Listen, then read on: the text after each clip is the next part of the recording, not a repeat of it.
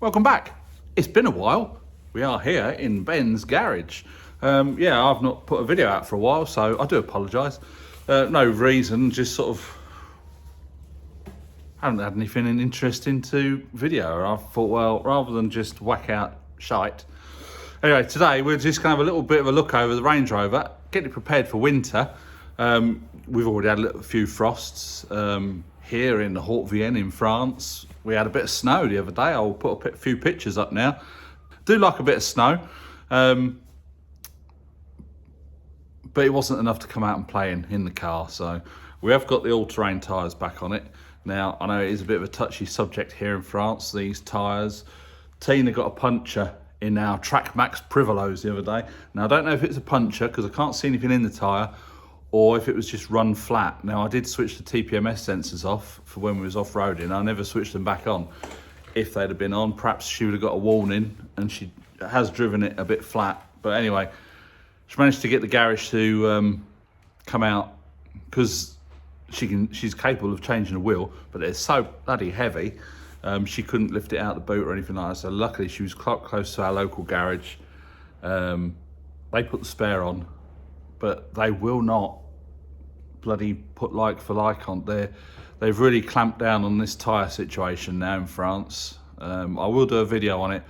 I was waiting for an email back from Land Rover, which I have got, and it's as clear as mud. So I don't think they quite grasped the question that I was asking. So yeah, today we're gonna have a bit of a winter checkup. Whether you do this on your car or not, I don't know. So we're gonna check the battery, we're gonna check the brake fluid, we're gonna check the antifreeze, other things to check. So we'll do that as we go along. When you're doing it, set the right voltage, 12 volts, set the cold cranking amps, and then it just does its thing. So we're going to look at this first setting. We've got 3, so that's your cold cranking amps, which apparently your battery has got. We'll flip up to the next one, which I think is your voltage, your resistance, state of charge, and state of health. That's saying a 53% battery, but it's saying it's normal. It doesn't say it's good. There you go. It still works. Now, there would have been some voiceover on the battery testing. The numbers looked a bit weird. I'm not quite sure from what it was saying that the battery's not that great, but you'll know before I do, if you know what I mean. Obviously, this video will come out and I will know, but as far as this segment of the video is, I'll have to look it up anyway. But the battery's good on the car. It starts first time every time. It's the old AGM battery, and if you remember back, we had the battery saga on this car. That was my bad. I put the wrong battery on it. I went for the biggest capacity I could fit under the bonnet, but it was lead acid. Charging systems on these cars do not like lead acid batteries, so we went back to the original style. So we got the Varta, I think it's a G14, 850 cranking amps, AGM battery. It's been perfect ever since. So that's that. Next thing we're going to go on to is the antifreeze. So it's always a good idea to check your antifreeze. Not so much just for like the outside cold, but as you're driving, wind chill. You've got to take that into account. We're going to suck up the antifreeze out of the bottle into our little device here. And then we're going to count the balls. 1, 2, 3, 4. And on the little guide printed on the side of the thing, 4 balls down to minus 31 degrees Celsius. Ooh la la. So yeah, if it gets down to minus 31 as we're sat outside, or even wind chill factor, I don't know how cold the ambient temperature would have to be for the wind chill to be minus 31 degrees centigrade, Celsius, whatever you want to call it. We don't do that Fahrenheit rubbish over here, we're metric. It's simple. 0 is freezing, plus or minus one way or the other. You ain't got to think about it. Anyway, that's that. The car is protected down to minus 31, so no need to worry about that. So we're just gonna have a quick look at the brake fluid now. Now this meter, basically it tests the water content of your brake fluid. So what you got to do is make sure it's set for the right dot. So Range Rover L322.4 brake fluid. Just pop it in the top of the reservoir and you'll see that the graph goes up and we're just on the top end of the OK.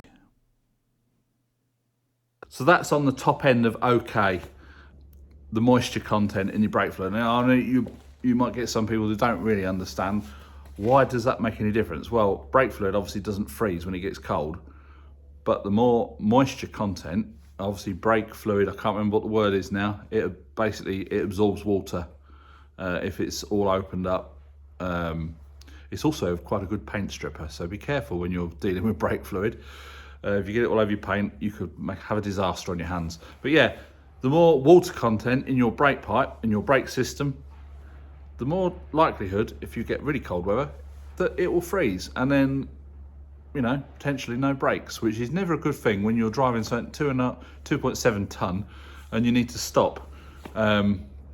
Obviously, if the roads are that bad and it's that cold, you won't be using a lot of brakes because that's the last thing you want to do in it, heavy braking in the snow and ice. But yeah, it's just something to check. A lot of people don't bother checking brake fluid. Manufacturers probably do specify, well, I know they specify, to change your brake fluid every so many years. I've been in, I've been in France for a few years now, but all my years in the motor trade, as a fully qualified mechanic, I've only done it a handful of times because you'd say to the customer, right, we've got to do this, we've got to do that. Oh, no, I'm not doing that. And yeah, but I think when I worked for Toyota, if it stated it to be changed, it got changed. So yeah, battery's okay, antifreeze is okay, brake fluid is on the top end of okay. There's a scale. I don't know if you could see it on the screen. I'll see better when we get on the computer.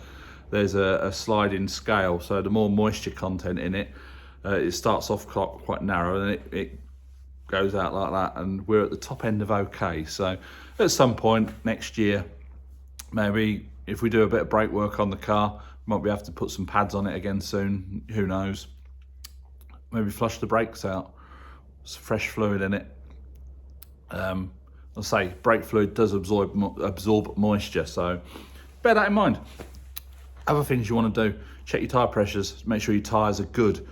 Now here in France, there are some places in France that are mandatory that you fit winter tyres between November and March, I believe it is. Doesn't affect us here, we don't have to do it. I have got these all-terrains on, so if there is any issues, I can say we fitted winter tyres, which the general Grabber Antifreeze are, basically mud and snow. They've got the 3 peak triangles on it, so although technically we're not really supposed to have them on the car, why do people have to make everything so fucking hard for you? Anyway, that's another video for another day. But yeah, things to carry in your car. Obviously we have to carry a triangle. Got to carry a bulb set, which I don't think we do because none of the lights on the outside of the car, headlights, rear lights, they're all LEDs. You can't carry spare bloody light units. So yeah, you got to have a triangle. You got to have your yellow vests here in France. But if you're getting bad weather, you're going to want something like a shovel, a blanket, a flask of drink, some chocolate bars. If you get stranded and you've got to hunker down in your car, not that we've ever encountered anything like that, but it's just handy things to have. If you're driving a Range Rover, chuck a tow rope in the back and some shackles, you might be able to help someone out. And that's going to be it for this video. All the tools that I've used, I'll put links in the description. They're affiliate links, so anything that you buy using those links, or anything that you buy going through my Amazon links, if you go off and buy something else, as long as you've gone to Amazon through my links, we get a little bit of a kickback, which helps us out quite a bit. So yeah, they'll all be in the description. I'm not saying go out and buy these are the best things ever, but you know, it is what it is, isn't it? So that's it for this video. We're just coming up to Christmas now. It's the 15th today.